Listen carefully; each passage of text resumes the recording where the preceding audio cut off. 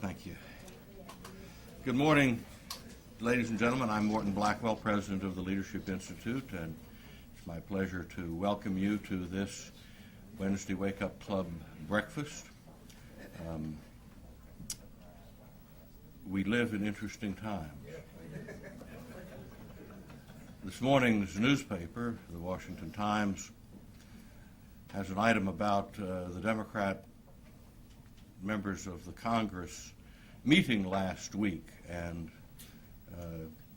Congresswoman Nancy Pelosi, who represents San Francisco, had some advice for her colleagues running for re-election later this year. And the advice was, you should run as Republicans.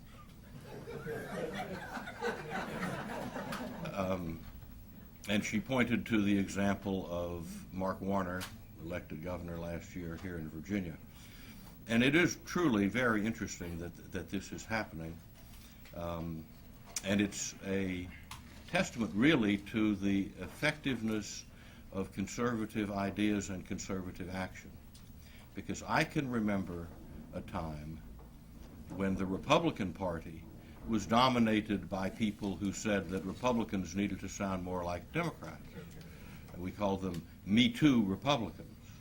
And ladies and gentlemen, that strategy did not work for Republicans. And Republicans were destined to be a permanent minority until a guy named Barry Goldwater came along and began to articulate principles that were extremely attractive to many of us in this room, some born after that, but there are some who remember how exciting Goldwater was. And the news media and the Democrats just loathed, hated, they feared Barry Goldwater. And he got beaten pretty badly, in part because Lyndon Johnson had just become president due to an assassination. But Ronald Reagan picked up those themes philosophically, in terms of what they stood for. If you read The Conscience of a Conservative by Goldwater, you can see that that everything that Goldwater said in that book was part of Reagan's philosophy: limited government, free enterprise, strong national defense, and in Goldwater's book, traditional moral values. And by adhering to that set of principles, the Republican Party became a majority party. And the same little article in this morning's Washington Times had one of the Democrats bemoaning the possibility that his party would remain in the minority for the next decade, which is very interesting for our times. In 2002, the Leadership Institute has thus far trained 83 students in 4 schools, and we've placed 8 job seekers through our employment placement program. You'll recall that last year we trained in total over 3,300 students. You have before you our 2002 school schedule, and I'd ask that you take a moment to review the calendar and consider attending one of our programs or recommending our programs to other conservatives who are interested in learning how to be more effective in the public policy process, in politics, government, and the news media. Now for our invocation and Pledge of Allegiance, Chris Steele. Chris is currently our programs administrator at the Institute, and he oversees all aspects of school setup and faculty recruitment for many of our schools. He's the founder and editor of the College Briefing, a weekly email digest that exposes left-wing journalism in official college newspapers all across the country and exposes them simply by quoting them in their own words. In '88, Chris worked in the office of Dick Armey of Texas, whose comments in this morning's paper I almost reviewed for you. I call them to your attention. And Chris worked for Congressman Armey, where his emphasis was on the flat tax. Chris also founded the Rutherford Junior Council, an organization dedicated to getting the youth of his town involved in local politics. He's a graduate of Rutgers University with degrees in political science and history. For invocation pledge, Chris Steele.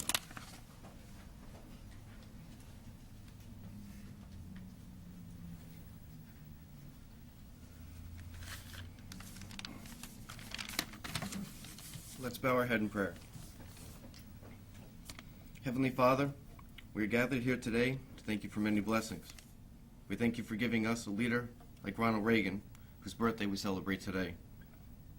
Bestow on our leaders wisdom as they guide us through the war we are currently in, especially our President, George W. Bush. Lord, we thank you for giving the Leadership Institute a leader with integrity and humility, Morton Blackwell. Grant Judge Smith the foresight to make the right decisions as he tries to ensure that justice prevails. Forgive us our sins as we acknowledge that we are all sinners. Nourish our bodies with this food and nourish our souls with your Spirit. Amen.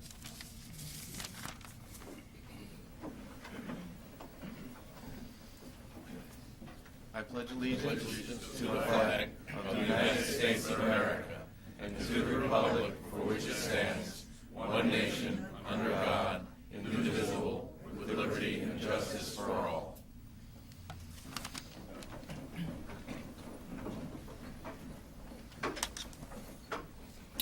Thank you, Chris. Now, to introduce Matt Lewis, who will give us an update on the Grassroots Activist Schools.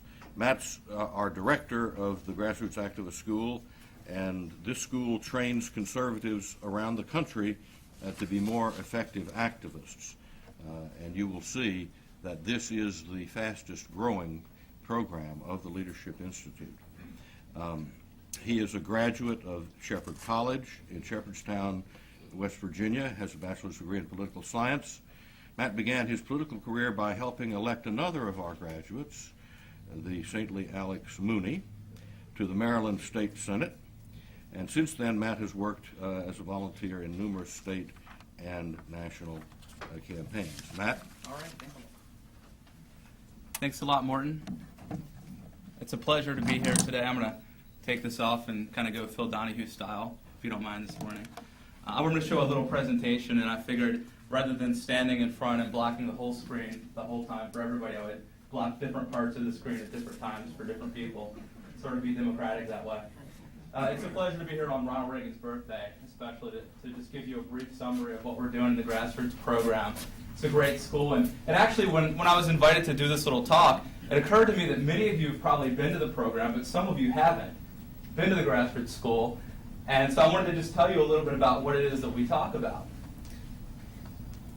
Well, the first thing, as Morton sort of alluded to earlier, one of the first things we talk about is what Morton calls the real nature of politics and elections. And the real nature of politics and elections is basically, being right in the sense of being philosophically correct isn't enough to win. And this is a really important concept to get across because I want you to know that unfortunately there's a lot of really good candidates out there who even come to our schools and sit there and they think that because they're right, they're going to win. And one of the first things we tell them is we point to Barry Goldwater and Ronald Reagan, who are philosophically nearly identical, as Morton pointed out, but Barry Goldwater got about 38% of the vote in 6 states, while Ronald Reagan won in a landslide. And certainly there were extenuating circumstances, and Ronald Reagan is the great communicator, but one of the reasons that Reagan was able to win in a landslide is that he had a group of activists who were trained to organize and communicate. And so this is something we get across to people, is that just being right isn't enough. You have to be organized to communicate. So that's one of the first things we talk about. Another thing we talk about are just some voter contact techniques. And we really get into the nuts and bolts of the program. Simply, how do you go to a door? If you were going to knock on somebody's door and ask them for their vote, how do you do it? And there's a right and wrong way to do it. One of the things we teach is that you knock on people's door and take a couple steps backwards, and that you're wearing a button or something that identifies you with the campaign. But it's a lot of common sense things that we talk about that people may not think of, but it makes them much more effective and proficient. We talk about voter mail, phone programs, a lot of different types of voter contact like that. We also talk about public relations and earned media. And one of the things that we talk about, for example, would be, if I'm in a classroom like this, I'll ask the students, what's the most important piece of political public relations in the room? And hands will go up and people will tell me that it's the PowerPoint presentation, or it's the podium. And the bottom line is that the most important thing in this room in terms of public relations are the dividers in the rooms that we have here. And that's because if you're a candidate or you're on a campaign, It doesn't matter how many people are in a room, you want to generate enthusiasm by showing that it's a crowded room. And Jack Kennedy did that in 1960, and I think a lot of candidates could benefit from doing that. So we teach that. Another thing we talk about is fundraising. One of the biggest problems with grassroots candidates that I see is that they don't know how to raise enough money. So we talk about various ways to raise money, but one of the most important things you can do is simply learn how to ask people for money. So we actually go through the process of literally how do you set up an appointment, how do you go in, and how do you just stand up and ask somebody for money and walk away with a check. Because that's the most cost-effective way to raise money for your campaign. And if any of you know Alex Mooney, who is a graduate and you know who teaches at our program, you'll know that there is a way to ask for money, and there are people who won't say no, who won't walk away without that check. So he's in a campaign right now. See how much he can raise, but hopefully it's a lot. That's my taking off my nonpartisan hat briefly. We have a lot of top-notch faculty. I mean, you know, it's one thing to have these programs, train a lot of conservatives, but the bottom line is if we don't provide the best speakers in the business, nobody's going to come back, and they're not going to get from what they need to get. So we bring in some great people. One of our teachers is a lady named Nancy Bosker, who is a chief of staff for Congressman now Senator John Kyle from Arizona. And Nancy was a executive director of the Republican Party of Nebraska, and she's raised money for more than 50 members of Congress. We have a lot of different faculty, just like her, just as experienced, but not only are they experienced, but they actually can communicate and teach people, and I think that's very important. You know, there's a lot of people who are really good at what they do, but they can't communicate it. We try to bring in people that can do all that. I also wanted to just give kudos to our staff, and you might notice I have a picture of Cal Ripken up there, and the reason I picked Cal Ripken, number one, I am from Maryland, and until Virginia gets a team, I am a loyal Orioles fan. But Cal Ripken showed up every day, you know, and he gave it his all every day, and that's why I put his picture up there, because that's what we have. Just wanted to mention Amy Hamilton, who's been with the program for over a year now, who shows up to the job every day and does a good job. Ty Bales is somebody that we just brought on. He's a great young man who's going to really do a lot. He's already really helping us change the program. And Karen Eilers, who's our intern, who's been doing a good job. And I think she's here today. So, I mean, it wouldn't work if we didn't have good staff on board. I just wanted to show you what we did last year. We had a really good year last year. We trained about 1,000 conservatives, and that's almost 1/3 of all the people trained at the Leadership Institute came through the grassroots program. I tell you, it was great because I really started getting popular and getting invited to do more things. And I think my approval ratings at the Institute shot up past like 82% last year when this happened. It was a very good year, and we're really happy. Now, just again, though, having all these programs, you know, what have we done with it? We could say we trained 1,000 people last year, but are they being effective? Well, we believe they will be, and a good example will be a few people that we trained in 2000 that managed to get elected in 2000 and 2001 that we're really proud of. Now, we actually have no way of knowing right now how many people. There's a lot of people that we touch, and you know, people complain if they, you know, just like when you go to a store, if you get bad service, you complain, but if you get really good service, sometimes no one knows about it. We're in the process of doing a survey to figure out exactly how many people have we touched out there, how many people have we gotten elected. But this is just 3 examples that came to me really quickly that we trained. Winsome Sears, the lady on your left, was elected delegate in Virginia. She won election in an area, she's a Republican, that had not elected a Republican since Reconstruction. And she won, and she's a graduate of our programs. Bill Janis is also a graduate, just elected in Virginia as delegate. And the lady on the right is Linda Naylor. Linda Naylor is somebody who actually was elected to school board in Frederick County, Maryland. She's actually made national news for standing up for conservative ideas. And the thing with Linda Naylor is she had never run for office, and she beat so many different candidates. One of the candidates was the current president of the school board. One of the candidates had got the elected school board initiative passed to begin with. And one of the other candidates was a career politician who ran for office twice, and she came in ahead of all of them using these techniques. So we're actually doing a lot and seeing a lot. This is just a quote from one of our graduates. She says, "The grassroots activist school has completely changed the way I think about and the way I do politics. It's made me 1,000 times more effective." We really, when you go to one of our schools, you fill out a little review and tell us what you thought of it, and we really take those to heart. And if it's a good one, we put put it up on PowerPoint presentations too. So keep that in mind. But you know, again, we're always looking to the future. Ronald Reagan was a great visionary. Ronald Reagan, you know, always said, they say that the best days of America are behind us, but I want you to know they're in the future. We're always looking to the future here at the Leadership Institute. We're looking to do more in 2002. This lady, Jill Stanek, is a graduate of ours. She just took our course in December. Jill Stanek lives in the Chicago area. She was a nurse at Christ Hospital. And she found something horrible happening, which was basically her hospital was inducing pregnancies, and then they would deliver a child and just let that child sit on a counter and die. Sometimes it would sit there for 2 or 3 hours.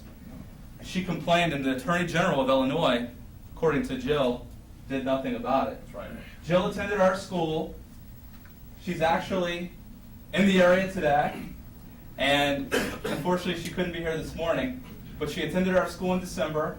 She told me that because of our school, she was able to get a lot of press and publicity from what she learned at the school. And she's one of our graduates that we hope to see good things of in the future. I want to thank you for your time, and if anybody has any questions about the grassroots program, I will be here to answer them. Thank you very much.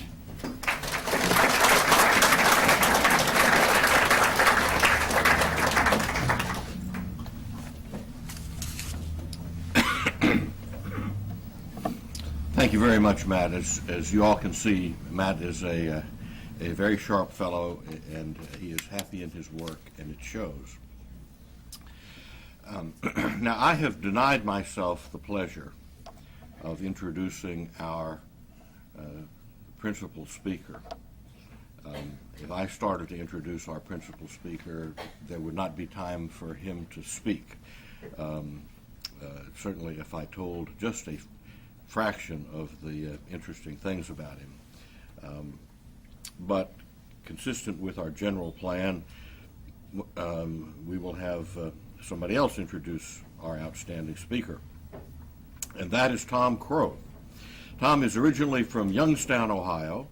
He graduated in 2000 from Mount Union College, where he studied political science and Spanish.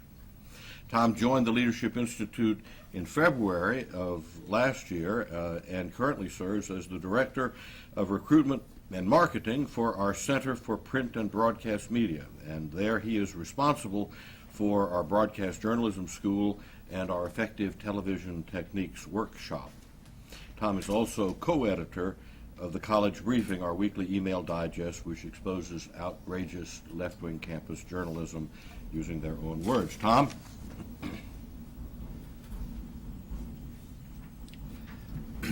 Thank you, Morton. Good morning. Excuse me. You all have a wonderful bio in your programs, which gives a great outline of the distinguished and exceptional career of this morning's speaker, Judge Smith. I'm not going to read that to you because you can read it for yourself. What I am going to do is give you just a few of the interesting stories that Morton alluded to that I picked up because I know Judge Smith's son, so through him I got some contacts and found out that what we have here is a man who has risen to these great heights politically and professionally, despite being afraid of heights.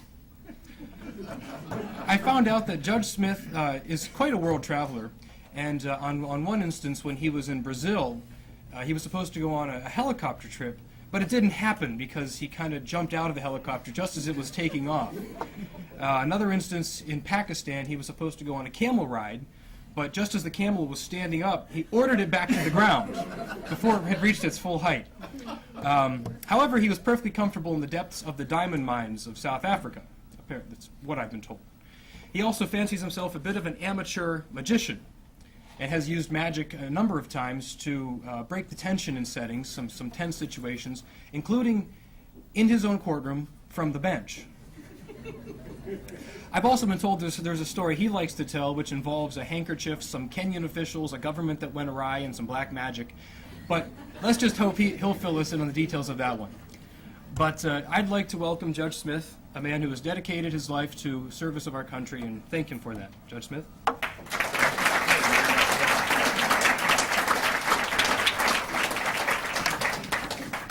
Well, Tom, thank you for that introduction. And actually, I was accused, and I think it was in Kenya, of black magic and witchcraft. I think one of the people in the audience pointed to me and said juju, and they couldn't convince him it was just a little trick that I had done. It was really very unfortunate because I had to turn him into a small frog. But it is a very nice desk ornament that I've got now. It really is good to be here. Actually, I was looking at back and trying to figure out this. I think I've given about 400 or 500 talks over the course of many years, and this may be either the, I don't know what category to put it in. It's either the earliest talk I have ever given in my life, or it actually may be the latest, since it isn't too far from the time I normally go to bed. But it is particularly good. My wife is, I know, come, and I've come to a few of the wake-up breakfasts before. I think I had, at least. I don't remember. That hour, I'm never awake. But it's great to be here, particularly with Leadership Institute and on Ronald Reagan's birthday. Morton Blackwell and I first met in 1964 during the Goldwater campaign. And one of the things I was very proud of is I served on the first board of the Committee for Responsible Youth Politics that ultimately grew into this wonderful organization, the Leadership Institute. And over those years, Morton sent me to Vermont in 1970 to work on a campaign for then Senator Winston Prouty, and sent me back in 1972 to work in South Dakota for a fellow who was running for the United States Senate named Bob Hirsch. And one of the things that is moved me so much when I think of Morton is how much of a contribution he has made to the politics of this country. I was a young Goldwater activist when we first met in 1964, and that was a very exciting campaign and some very deep principles. But as counsel to the 1980 Reagan campaign, it was seeing an entirely different campaign, not in its heart or philosophy, because the spirit, I think, was virtually identical, but its success was dramatically different, as we all know. And as a result of that, some of the themes that Barry Goldwater struck in terms of policy were achieved. The Soviet Union, which Barry Goldwater first proclaimed in his book, Why Not Victory, was defeated by Ronald Reagan. And that's an outgrowth not of a specific action, though it is a tribute to Governor Reagan's heroism and commitment and as president and as governor, but it also is a tribute to those ideas that began in the 1960s and that Morton was influential in furthering and beginning. So it's wonderful to be here with Morton. Also, it has another distinction. Morton is the closest speech I've ever given to my house. We live down on Highland Street a few blocks, so initially, my wife was just going to put my pajamas on and just sort of bundle me off with pajamas, but I convinced her I could actually get up a little bit. Well, one of the things that I was going to say a few words on, in addition to the topic of judicial activism, is Ronald Reagan. I had the privilege and pleasure of knowing him and working with him from 1975 when I was counsel to Citizens for Reagan, and then through the time he left the presidency. And during that time, there were a lot of things I could think of, but there were two stories that came to mind that just kind of epitomized Ronald Reagan more than any others that I happened to be involved in. The first one was the day that John Hinckley was acquitted. Now, this would be a worrisome day. Here's a man who not only shot you, but permanently injured one of your close staff people and killed a police officer. And how do you feel when he's acquitted? And we were a little worried that the president how he'd react. And I was on the Cabinet Council on Legal Policy, and we'd meet once every 2 weeks with the president. And this would happen to be the day, and it was at 2 o'clock in the afternoon. And there was a protocol that everyone would be seated, and then the president would walk into the Roosevelt room. Well, 2 o'clock comes, and precisely the president walks into the Roosevelt room with a smile on his face, and everyone is unsure, and he finally looks at the group and says, "Boy, is Tip O'Neill mad." And sort of his collective straight straight men, we say, well, Mr. President, why is Tip O'Neill mad? And he says, he just heard that someone who wants to kill me is insane.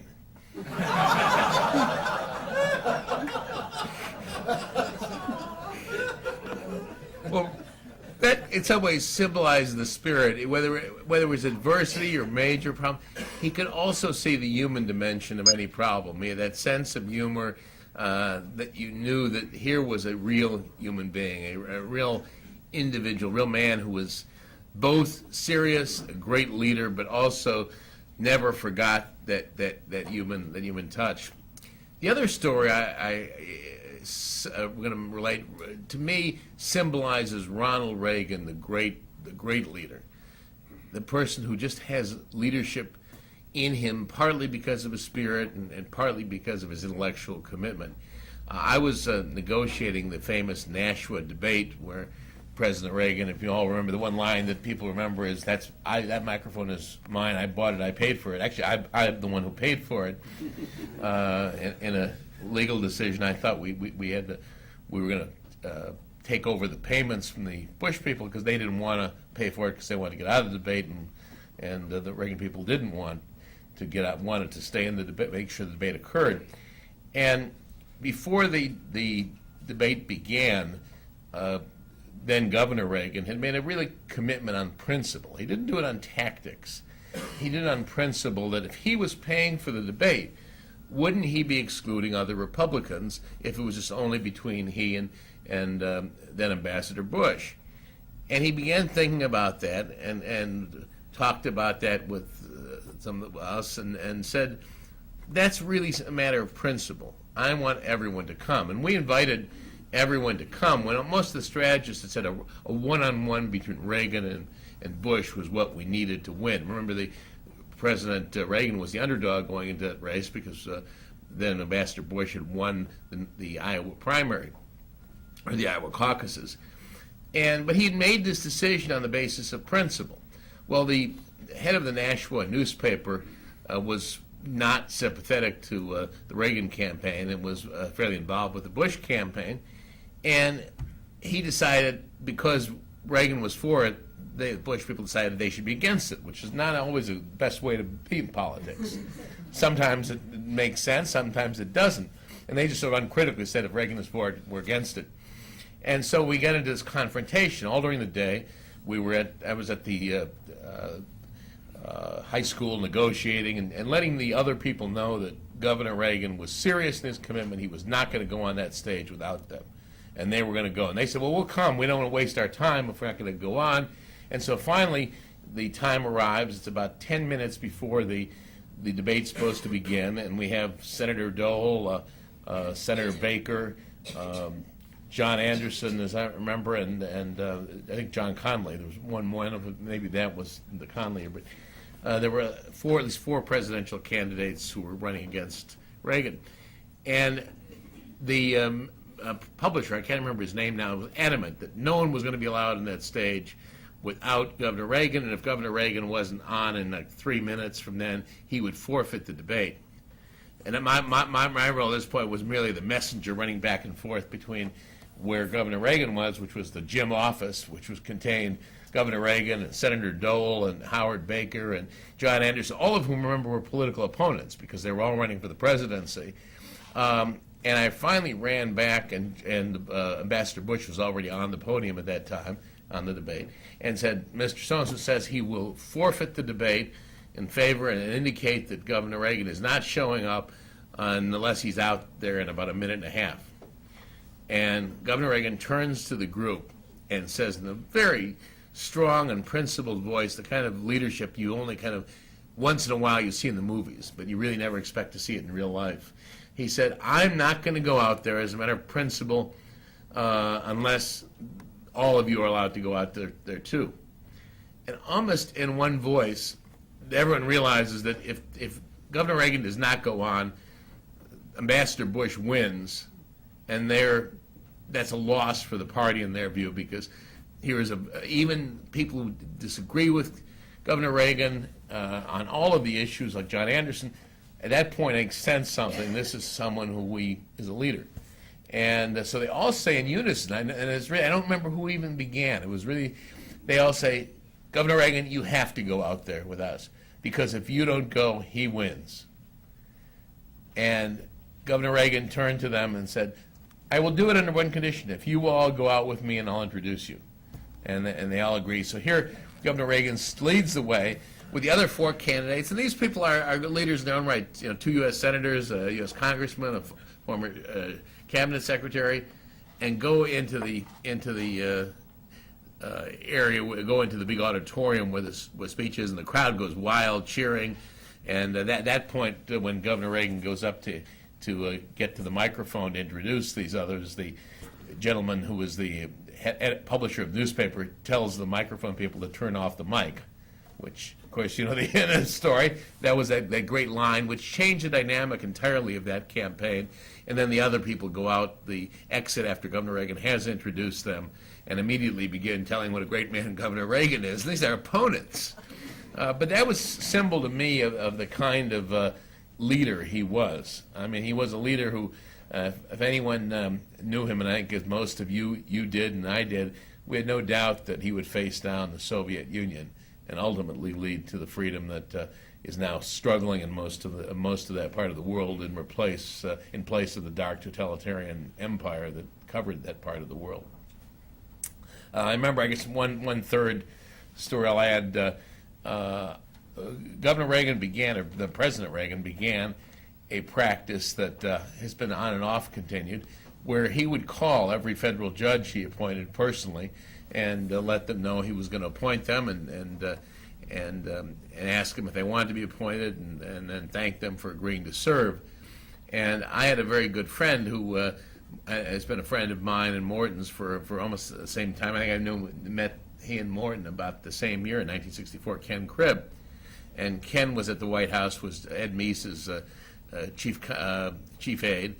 And Ken had the tendency to play little practical jokes. He'd always be calling my office using different voices and teasing, usually not for more than a few minutes, though. And my secretary, who was somewhat gullible at the time, she got the call from President Reagan, said, this is the White House calling, it's President Reagan on the phone, and she was convinced it was Ken Cribb playing a joke. So after about 2 or 3 minutes, she kept saying, no, put Mr. Cribb on, I want to speak to Mr. Cribb. This is the President of the United States calling for Chairman Smith.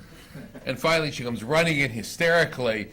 Judith had like 2 emotional settings, normal or hysterical. And she came in running in hysterically saying, and she could barely speak, she said, it's him! And I looked at Judith and I said, who? And then when she told me it was the president, I got hysterical. So it was, no, and that was one of the other maybe traits of Ronald Reagan. No matter how often you saw him or worked with him, it was still like seeing a great individual. I mean, there was that real charisma in him. Well, I did also want to talk a little bit about, on this great day, the mission that he gave me on the court, and the mission that I think every judge should have under our constitutional system, to be faithful to their oath in office. I was going to show also that in doing that, judges are becoming a little more technologically proficient here. I had actually some of my stuff. We've got our initial computers that have been issued. They're still a little simple on the, but they're easy to reboot. This is the quarter byte version. You get quarter byte there. But apart from all of the technology and equipment of the judiciary, judges really have an oath to uphold and defend the Constitution, and that to me means that you've got to understand the Constitution, not what you think about the Constitution. And this debate has often been phrased in terms of judicial activism versus judicial restraint. And those terms have become kind of popular, so it's hard to change them. But I really don't like those terms, because the real issue is not whether the judge should be active or restrained or striking things down or not striking things down. The role of the judge is to have fidelity to the Constitution of the United States. That's, after all, what the oath is there for. And so to the extent that the judge finds something to be unconstitutional, offensive to the Constitution of the United States, then it's the duty of the judge under that oath to find that unconstitutional. And equally, to the extent that a judge finds something constitutional and in accordance with the Constitution, whether that particular judge likes it or not, it's the duty of the judge under the judge's oath to uphold the constitutionality of that statute. But the critical element is not whether you're active or whether you're striking things down or whether you're upholding statutes, but it's that you're faithful to that oath of office that the judge took, constitutional fidelity. I'm, as Morton was mentioning, or Tom's mentioning, an amateur magician, and one of the things magicians do are pull rabbits out of the hat, and I once gave a talk focusing on that idea, and I said, when a magician pulls a rabbit out of the hat, that's kind of enjoyable. Everyone is, if it's done well, you applaud, and it's kind of a fun thing to watch. All of us like to kind of be fooled on the stage by a magician or see an illusion. But when a judge pulls a right out of the Constitution that the framers of the Constitution didn't put into that document, then it isn't amusing, and it's ultimately destructive to society. And the reason it's destructive to society is really, in particular our society, is twofold. First, I guess the reason is it undercuts the whole meaning of a constitution. It would just be, I guess we would all be outraged if particularly if this is an Orioles, particularly the Orioles, that if the umpire decided the Orioles were playing the Yankees and, the Yankees hadn't done that well, so instead of 3 outs, we can give them 4 outs that particular inning. Can't do that. Well, when the judges add rights to the Constitution that weren't there, or take away rights that are there, the judge effectively is doing the same thing that an umpire would do in a baseball game. He's undercutting the whole significance of the rules of the game, because the Constitution is our fundamental law, which means it's the fundamental rules of the game. And it's adopted by the people of this country. And the people of this country have the potential to change it, if indeed there is a problem with the Constitution. The people have done that a number of times through the amending process, when major defects were understood in the Constitution. And I believe the Constitution is a mirror of ultimately comes from natural law, our understanding of God's law. And when people have found that our understanding was flawed, as of course, being human beings, it always has been, through the amendment process, through democratic debate and dialogue, the Constitution can be changed. It's a difficult process to change, but it's difficult purposely so it becomes deliberative. And we change it only when we really understand that understanding of the framers was inaccurate in a particular area, like the abolition of slavery. That process is destroyed and short-circuited by judges who decide on their own that there's a correction needed or the trendiness is not in the right direction. The other reason why the Constitution is so critical and when judges are not faithful to their oaths is so damaging in our country uniquely is we are a people of the Constitution. We come from literally every religious faith on earth, from every national location on earth.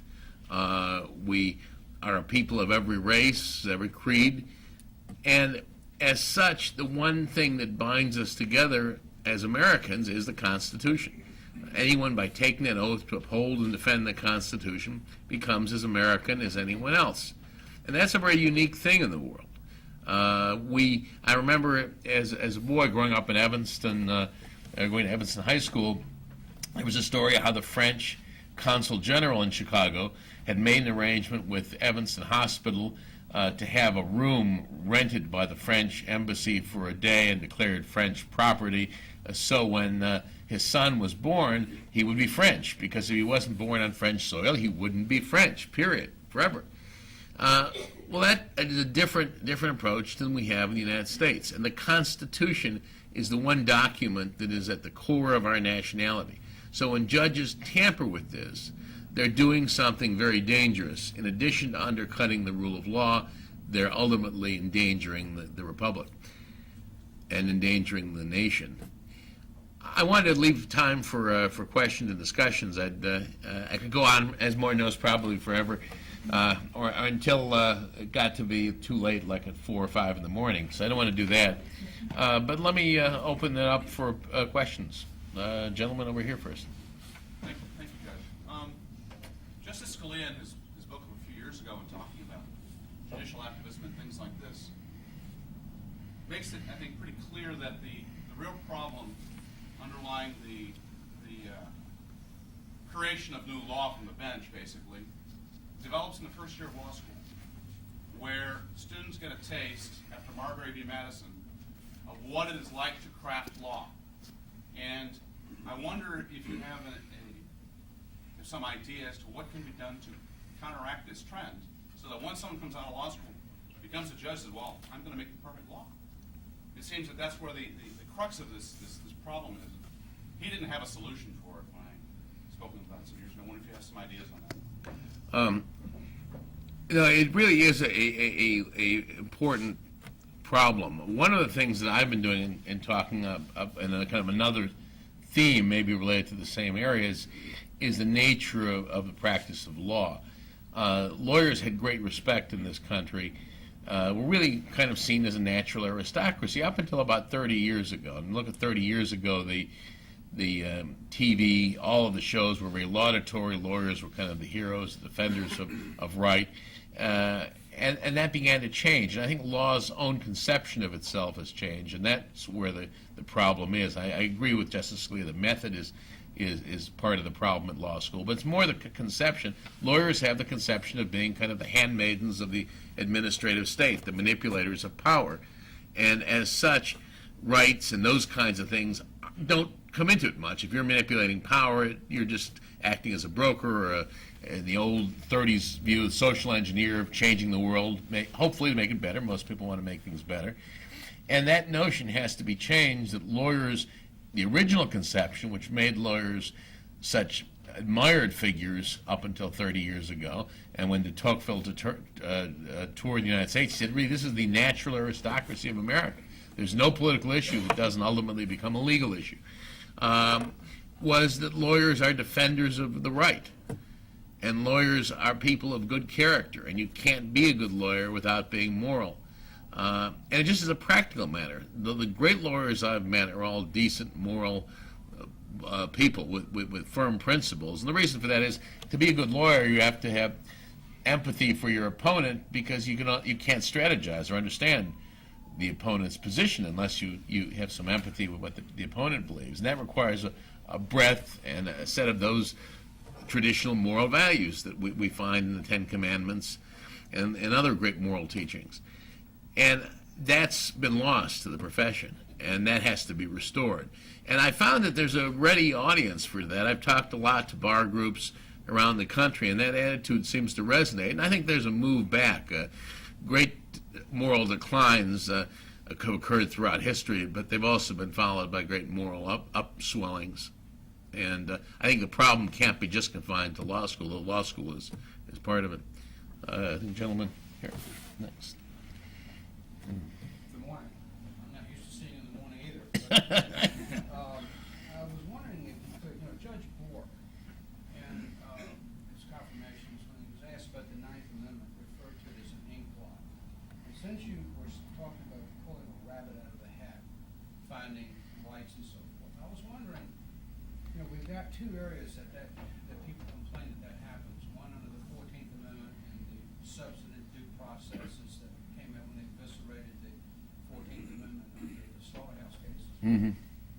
But also we have the Ninth Amendment, and the word that catches my attention in the Ninth Amendment is the word retain, the rights retained by them. And as you know, Griswold, for instance, came out of my understanding, came out of the Ninth Amendment. But what about I was wondering if you could sort of comment about the substantive due process rights that were developed under the 14th Amendment, the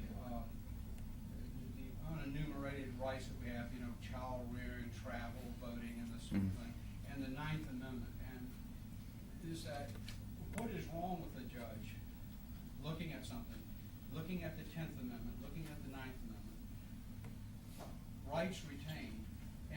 so much that he's pulling a rabbit out of the hat, is as much as that he's recognizing that there are rights retained, that they were not enumerated. And the Ninth, or do you see the Ninth Amendment as an ink blot as well? No, that is a wonderful question. That actually question might keep us here until about 3 or 4 in the morning. It's a very good question. I've written on it, but I'm going to give you the short answer rather than read my 80-page treatise on that. Actually, if anyone wants to read it, was in the if it's even available in the Delaware Law Journal in 1978, an article on corporate First Amendment rights.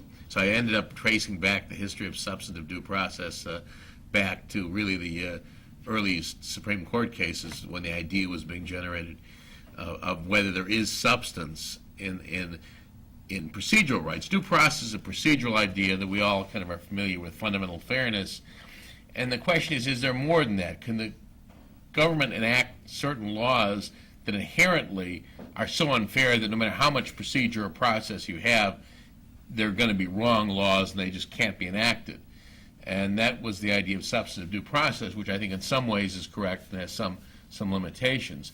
The Ninth Amendment, I have a disagreement with Judge Bork on that, and actually had a debate with Lino Graglia, who would put himself right in the Bork position and is a good friend and one of the great legal scholars. So I, with some timidity, debated Lino on this issue, and that is, I believe the Ninth Amendment's application as a repository of rights is real and is a provision of the Constitution. First, I don't believe the framers put in just kind of empty provisions. As a matter, they put in provisions that had meaning. The problem that the Ninth Amendment has produced and why it's caused Judge Bork's position, I think, to be at least have some appeal, is that the Ninth Amendment, along with a number of the other amendments, have been abused by the doctrine of selective incorporation. Now, this briefly mention what this is. When the Bill of Rights were enacted, they were not meant to apply to the states. They had no application to the states. They were meant to restrain the federal government, which the sovereign states that created the Union were very concerned about. The debates in the Constitutional Convention were all about how this government's going to endanger our liberties. We have, our neighbors in Georgia or in New Hampshire or Delaware. We know them. We know they're not going to try to take away our rights, but that distant government, often Washington, remember we're talking about a government that was sometimes 2.5, 3 months ride from where people were, which is distant beyond anything we can imagine in this world where you can get to virtually any place in 20 hours. And they were very, very concerned with that government, so they created these rights against the federal government. And that's the way the entire 19th century looked at them, even after the Civil War. These were rights against the federal government. Well, by incorporating these rights, which the Supreme Court has done, in my view, without any warrant, against the states, instead of becoming a tool for defending the liberty of the states, because in the states you do have a manageable area where democratic choice, you do have legislators who are your neighbors and who are unwilling to create dramatic limitations of liberty, and also are under constraints in doing a lot of destructive things because they have other states. You can move from Virginia to Maryland a lot easier than you can leave the country. So there are a lot of controls on state legislatures that there aren't on the federal government. And when you use the Bill of Rights as a way in which the federal government can effectively, as the slaughterhouse cases, censor the actions of every state, and have judges often distant, federal judges, deciding on state issues, that becomes very destructive of liberty. And I think in our debate with Professor Graglia was I would have had no trouble with Griswold if it had been confined to a federal rule that restricted.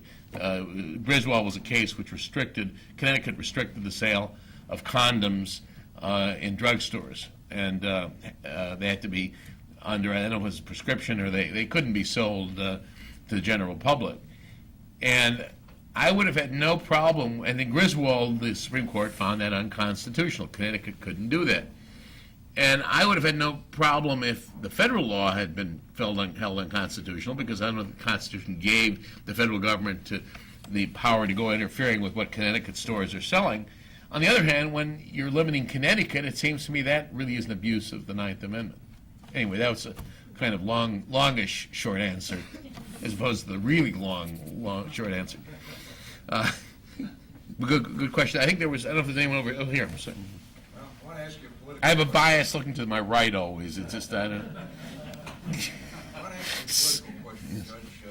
Back in the days I worked in the establishment media, one day in the White House we were kicking around that the Republicans might have been better off had they nominated Ronald Reagan for president in 1968 instead of Richard Nixon.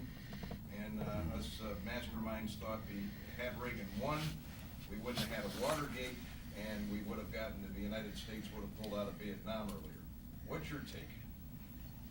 Well, I guess it's partly, as a judge, it's sort of a political question. I'm not being political anymore, but I can at least give my perspective on two things. I was on the, you didn't mention that. It was kind of polite. Tom didn't mention the fact that I was on President Nixon's legal defense team for Watergate.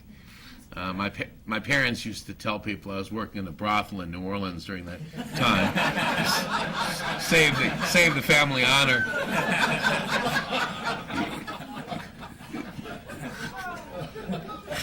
But I think one of the things that is difficult to do, it's kind of fun for historians to go back and try to see what would have happened if. I remember there was a great book McKinley Canner wrote, if the South had won the Civil War, what would happen? And you have a Confederate Air Force flying in World War I, and sometime before World War II, the country sort of reunite. It really is very hard to say. I believe human beings have the ability to make history, and that we all have that God-given moral responsibility to do our part. But I think once history has occurred, it's very hard to say what would have happened, because thousands of imponderables begin to occur. I also have kind of a providential view of history, that God affects the broad outlines and directions. We each have our individual free will, but those things over which no human has free will are not just random either. So it's an interesting area to speculate, but I mean, I think that some of the problems that occurred during the Nixon administration would have been ultimately were destructive to the country. I teach administrative law now at Catholic University, and we were just talking about the wage and price controls and the Supreme Court case challenging the wage and price controls, ultimately finding them to be constitutional. And one of the things I told the students, I said, actually, I was an opponent of wage and price controls, but was really, in light of history, they were a tremendous thing, because they taught America a lesson that no politician, Republican or Democrat or independent, has suggested wage and price controls now for 30 years. The experience was so horrific. Sort of reminds me of again, this is a line that President Reagan first used the first time I heard it. He said, he said, those people who tell you that a cold shower the first thing in the morning is good will lie about other stuff. Gentlemen here. Following up on his question, in the new book out, The Age of Reagan, they quote Reagan as having said confidentially to one of his aides after the battle for the 68th nomination, that at that time, afterward, he had concluded that, oh well, he wasn't quite ready for the presidency anyway yet. Do you have any perspective on that at all? Does your memory of the man go back that far? Can you tell us anything about that?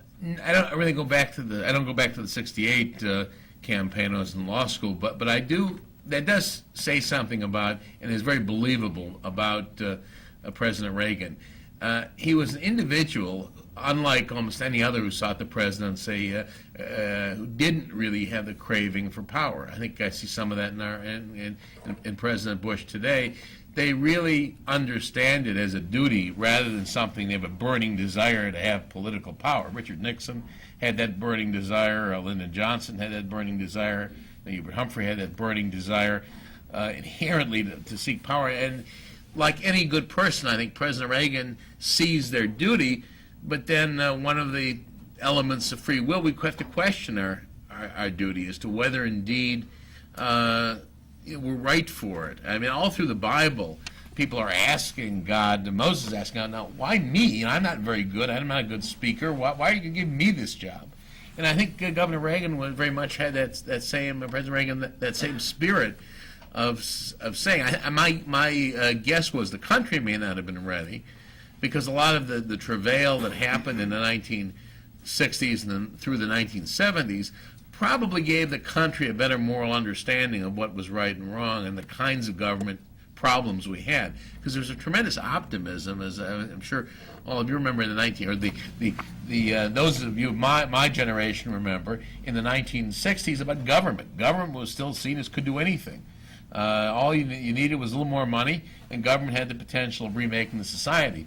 By the time that President Reagan took office, that had completely changed. And those events of the 70s, horrible as they were, and the loss of life, were something that maybe we'd strayed away from, and we needed that. Just as the bad things can, we've seen with September 11th, terrible things can sometimes be God's way of giving us an important message. I had time for one. There was one more gentleman, I think, back there who had an early question, and then I'll think that was one. Did you meet Hillary when you were in the 64 campaign? No. I have now, not now, nor have I never been in the same room with Hillary. Do you feel that any American ever has been or could be ready to become president? I think the answer to that is I don't think so. I think we all at least should have the humility to know that the job is probably too awesome for all of us. But when we're asked to do our duty, as Moses was, and as President Reagan understood his duty, you have to do what your duty is. And approaching it that way, our great leaders were people who really did understand it as a duty. They weren't ready for it. No human being ever is ready for such awesome responsibility of life and death for hundreds of millions of people, and yet that job has to be done. And then there was a question. Well, thank you, Morton, very much. Thank you very much. I'll note that's the first time I've ever thanked anyone for waking me up at this hour. Well, when Lauren was in school, there's one little wake-up story that I have to tell, because I know a world of Lauren stories. He was in school. He got a patronage job under Richard Ogilvie, which was to be an interior guard at the county building in downtown Chicago, which was neat because he could go in there and do his studies, and it was an all-night-long affair. And when he finished his studies, knowing that the building was surrounded by uniformed people, and there were other people, and this was truly a patronage job, Lauren would very carefully, out of a seldom-used closet, pull a cot, and he would assemble this cot there in the office area, there in the secretarial pool area, put on his pajamas, and he would go to sleep. And the deal was that the janitor, who came in at, I guess, 6 o'clock every morning, would wake Lauren up, and he would go do his morning ablutions and get on his clothes and go on off to school. One morning, the janitor was sick. And Lauren woke up roughly 9:30, 10 o'clock, surrounded by typing secretaries, he on his cot in his polka dot pajamas. So there was a wake-up that Lauren wished he had had. Lauren, let me present you as a token of our appreciation and for remembrance of this an Adam Smith tie from the Leadership Institute. We thank you so much. You're a good friend, you're a good conservative, you're a good judge, and you're a good neighbor. He lives about a block from Helen and me. Again, thank you. And glad for you to be here.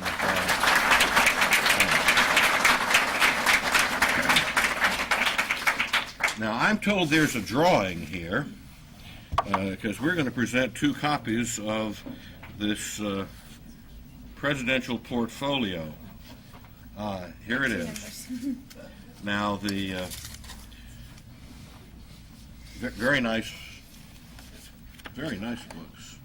And they have CDs of his speeches inside. And there's CDs. Now, how this fits in the CD player, I'm not quite sure, but we have them. And in honor of Reagan's birthday, we have this. And did everybody who arrived got one of these, right? Got a number? Everyone has a number? Okay, good. And we very carefully, Helen and I, did not draw numbers. Do the Smiths have numbers? Kitty Smith does. Hi, Kitty. Thank you for coming. Thank you for getting Lauren up this morning. All right, so I'm supposed to now draw this and draw the two winners. And the first winner is number 47. Who got it? Okay. Congratulations.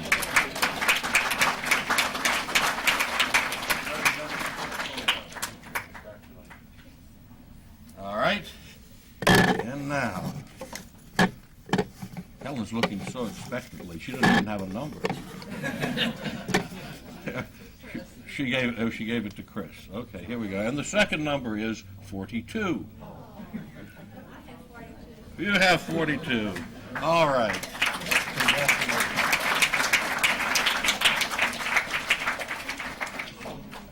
All right.